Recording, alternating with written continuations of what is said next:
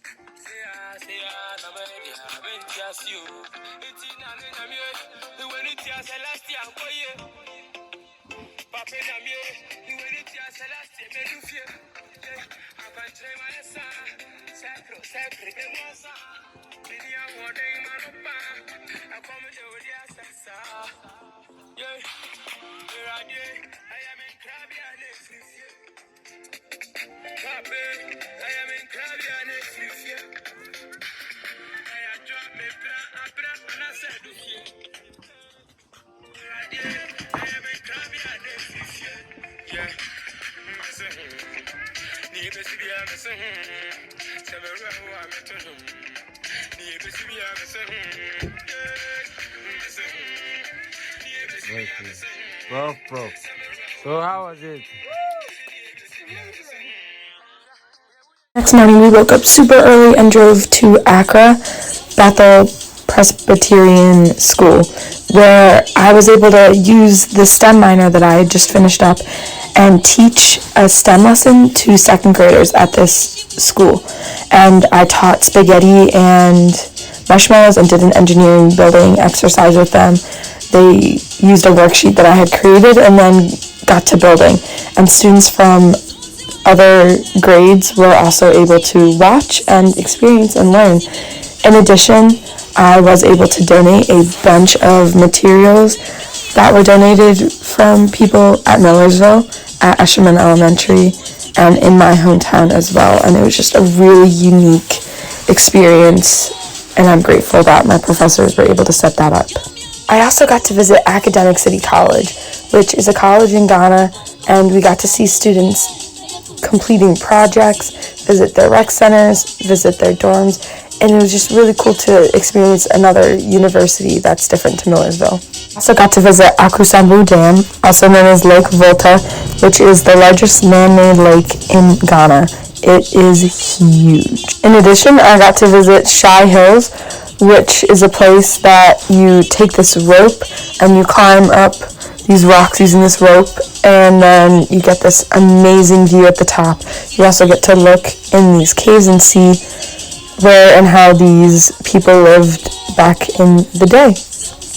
Then we went to Aburi Botanical Gardens, where we learned all about lots of different spices like nutmeg, cinnamon, and others. And then you learn about this tree of life, and that tree took 9 months to carve, and it just shares different stories of how people can lift each other up, but people can also pull each other down, and how the animals help each other.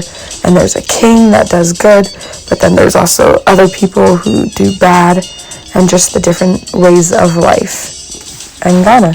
And here are just some clips of what everything looks like. You drive a lot, so you see a lot of the different ways that people live.